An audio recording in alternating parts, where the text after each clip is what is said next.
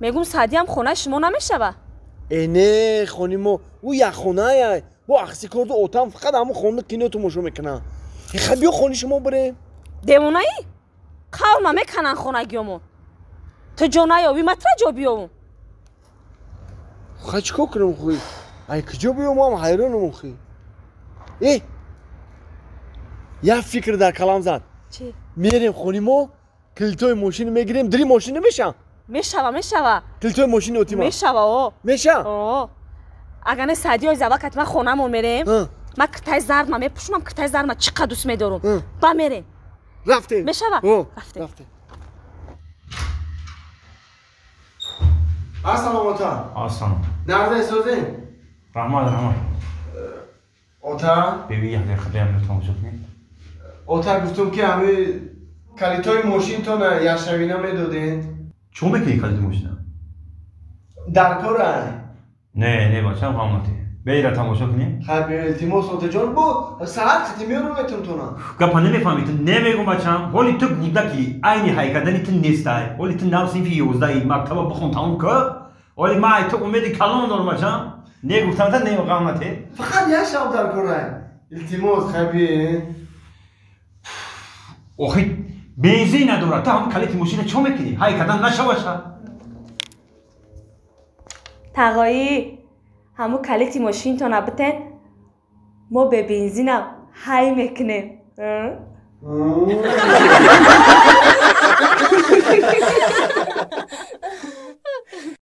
یه رفتم گفتم نبدای البته نبدای که نیومد اکا من پیشش رفتم کارا بود نکرد دیگه نرفتم پیشش کارا بود نکرد گوش کنه مثل رفتم بودای نبودای اومده کارو بود نکرد میخیزم اگه کاملا فهمیدن در کار نو یک ماشین زنگیریش یه هم خیلی که ایپی زندگی شما اگه کامل پیش هر روز بدروین موجوده برین بشینین بچه شما هر رو در خونه من نخی بشینین نخی شوی بچه در ساعت چند شده؟ ساعت همینه که ساعت 12 و 16 خیلی دیگه بینی اخی خیلی همین که سونا جان خیلی خیلیت قدم رفتیم میگم زنک میدانم که پیش من باید 5-6 شوی دیگه کدگی خیلی دیگه هم نه ولی خدمی که ها خدمی میگم کدی او شوی پیشترت زندگی میکدی باید شب خوابت میبود ای گجا ما وقتی کتیبه زندگانی میکدم مرا تا سحر خوراوی نمیموندن مرا در پیش تو خواه میبره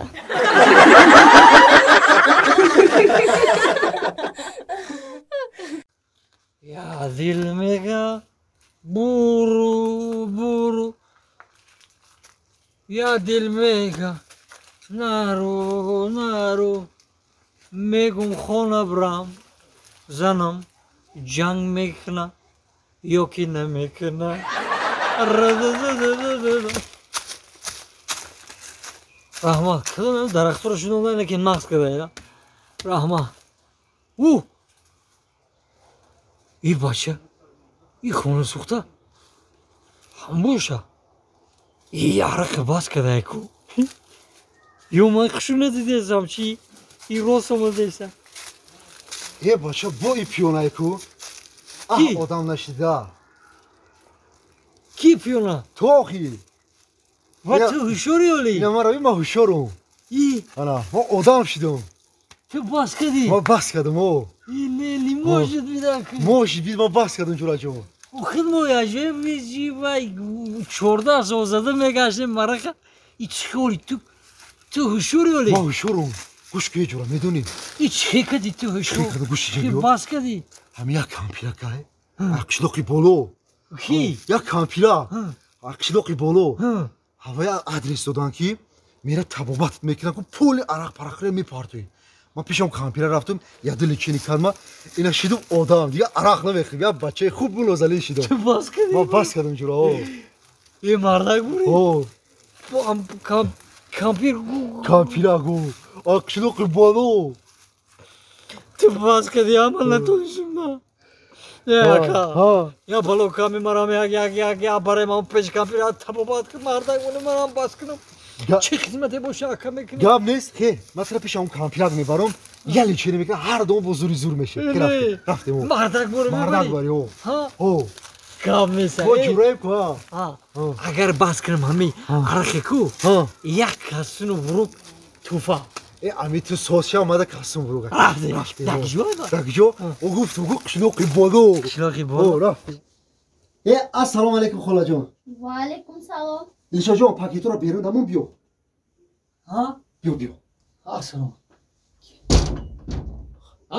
علیکم خاله جان نازه شده علیکم سلام تینجی خور ایرم رنگی خطه خاله جان رنگی خما همی اومده کی یگون سه وای لیچنش کنه سوسیا عرقیره بس کنه السلام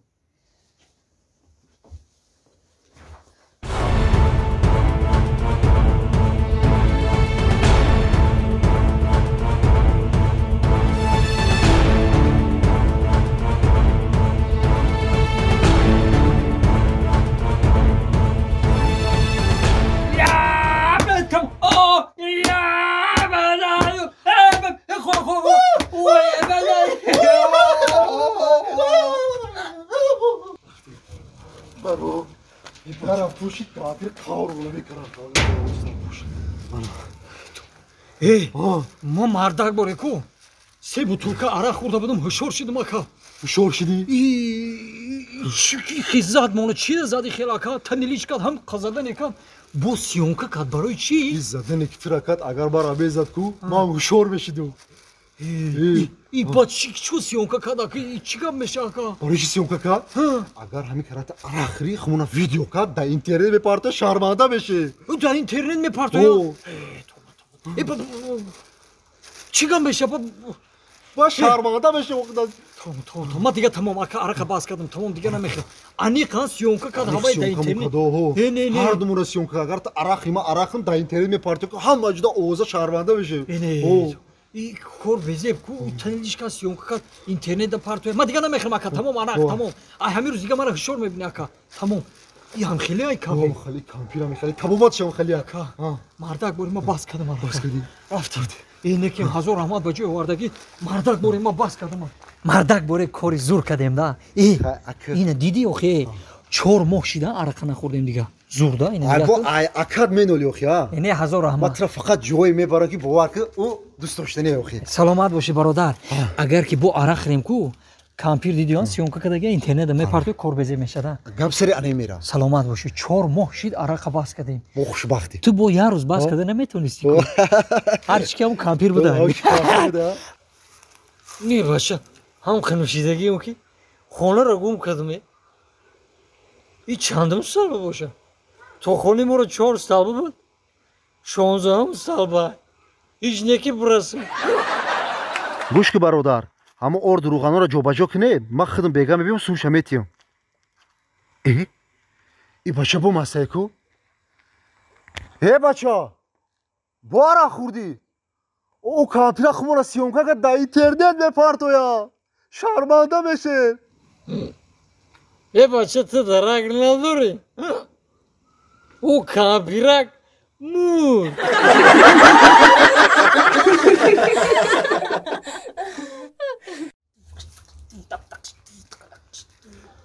ای بچه چی به فقط مطرح سلامتون سلام مرا علیک نمیگیری؟ برای که تو مرا بیزار کدگی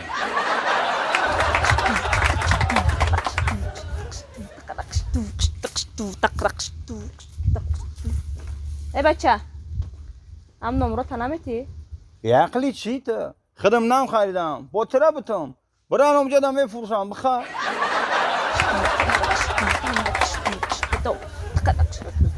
ای بچه خودت زن داری چی؟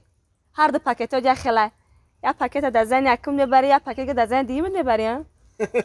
خود زنی دیمه که میدانی